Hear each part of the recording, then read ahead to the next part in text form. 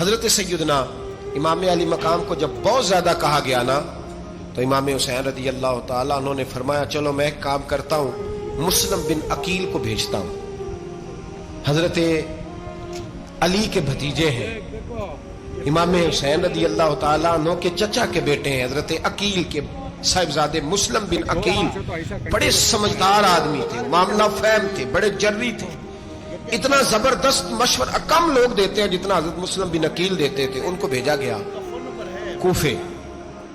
اب اس میں بڑی تفصیل ہے، وہ اپنے 2 بچے بھی لے گئے۔ جب وہ کوفے پہنچے نا تو کوفے پر جناب نعمان بن بشیر کی حکومت تھی، آپ گورنر تھے اور اہل بیت سے بڑی عقیدت رکھنے والے، نرم رویہ۔ عبید اللہ ابن زیاد کوفے کا گورنر نہیں تھا، یہ کسی اور علاقے کا تھا۔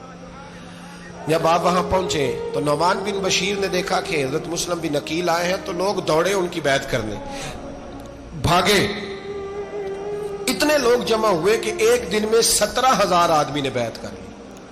تو تم پتہ ہے نا جڑا الیکشن لڑتا ہوتا ہے راتی جیت کے ہی سوندا ہے، وہ فاتح ہوتا ہے، ہر روز جیتتا ہے، پتہ اسی دن چلتا ہے جس دن الیکشن کا ریزلٹ اناؤنس ہوتا ہے۔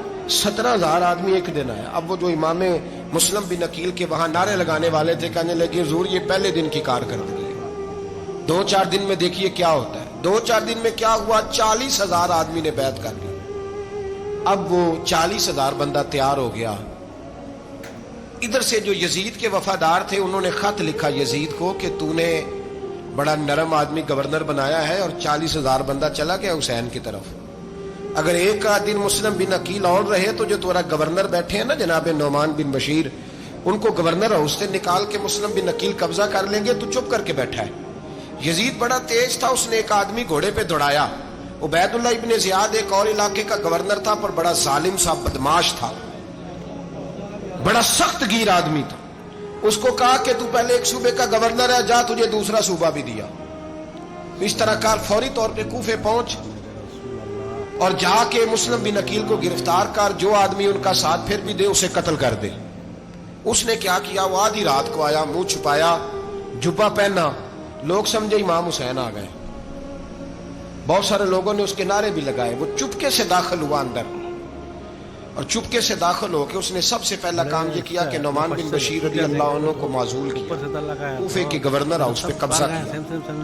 پھر اس نے اسی وقت سوئے ہوئے سرکردہ لوگ، جس طرح ایک گاؤں کا چودھری دوسرے کا محلے میں قبیلوں کے جو لوگ تھے چودھریوں کو بلایا، کچھ کو سزائیں دی، کچھ کو سخت کہا، کچھ کو ان کے عیب گنوائے کہ وہ تمہارا فلانا مسئلہ پھر خراب کر دوں گا، بلیک میل کیا۔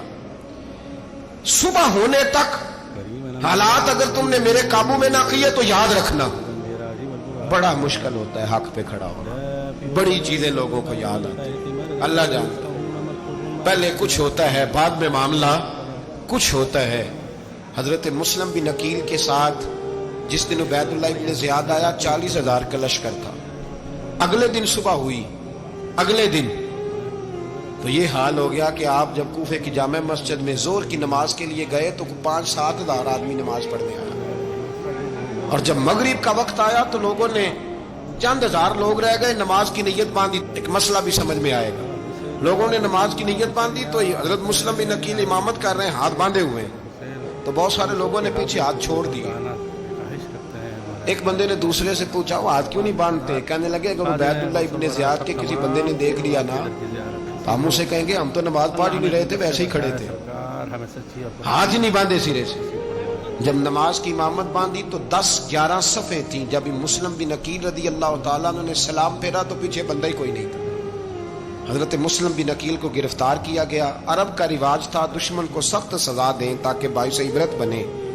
بہت اونچا مینار تھا کوفے کا، گورنر ہاؤس کا، اوپر لے جا کے جناب مسلم بن عقیل کو زمین پہ گرایا گیا۔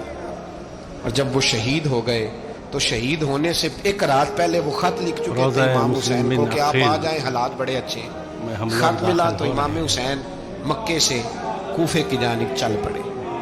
امام علی مقام رضی اللہ تعالیٰ عنہ جب چل پڑے، تشریف لا رہے تھے تو رستے میں فرزدق شاعر ملا، بڑا محب اہل بیت تھا۔ رستے میں ملاقات ہوئی، حضرت مسلم بن عقیل جب گرایا شہید ہو گئے تو پھر اس نے اس طرح کیا کہ آپ کی لاش کو لٹکا دیا چوک میں، लोग देखते थे तो औरतें बच्चों को कहती थी तूने बाहर नहीं निकलना, हमने नहीं इमाम हुसैन के साथ चलना, बस बस बड़ा खौफ है, कोई बंदा ना बाहर निकले, कोई नहीं जरूरत, हमें हालात बेहतर होगी तो देखी जाएगी। आज कितने लोग हैं, कितनी देगे पकी, कितनी न्याजें बटी, क्या कुछ हुआ। आप नाराज ना होना, मैं आप में से हूं, आप मुझसे हैं, ये बात आपकी नहीं मेरी सबकी है। आज भी अगर इमाम हुसैन के नाम पे जान देने की बारी आएगी तो देगे ही रह जाएगी। नाराज तो नहीं हो गए आप लोग? फटाफट माएं कहेंगी बाहर नहीं जाना, बिल्कुल पुत्र सानू की लगे, सारा दिन कोई हमारे लिए। वो पीर साहब तो करते रहते हैं बातें, उनका तो काम है, खबरदार हमने नहीं जाना। देगे देने को सारे तैयार हैं, जाने देने को तैयार होना। नाराज हो गए आप लोग? चलो कोई नहीं, हो जाओ, खैर सल्ला है, बात तो ठीक कर रहा हूं ना। हजरत इमाम हुसैन रज़ी अल्लाह ताला अन्हु ने फरजक शायर रस्ते में मिला तो इमाम हुसैन को कहने लगा कहाँ जा रहे हैं? फरमाया मैं कूफे जा रहा हूँ। कहने लगा हुजूर ना जाइएगा, लोगों के दिल आपके साथ है, तलवारें आपके साथ नहीं। ऊपर से लगाया तो हर बंदा नहीं कहता ਅਸੀਂ ਵੈਸੇ ਹੁਣ ਨਾ ਹੁਣ ਅਸੀਂ ਹਮੈਦ ਫਰਾਡੀਆਂ ਦੀ ਕਰਨ ਡਏ ਆ, तो फिर ਛੱਡਦੇ क्यों नहीं? वैसा नहीं होना है ਹੁਣ ਜੇ ਧੋਖੇਬਾਜ਼ ही ਇਹਨਾਂ कराया उन्हें कख नहीं, तो फिर छोड़ दो जान, तुम ही छोड़ दो। ये बंदा बात सही कर रहा है, नहीं मालूम बंदा वैसे ये बात सही कर रहा है, पर अजय हालात नहीं ठीक है दे वाले बंदे ठीक ने, पर क्या तमाशा है, कब तक ऐसा रहेगा कि कब तक ये बात चलेगी?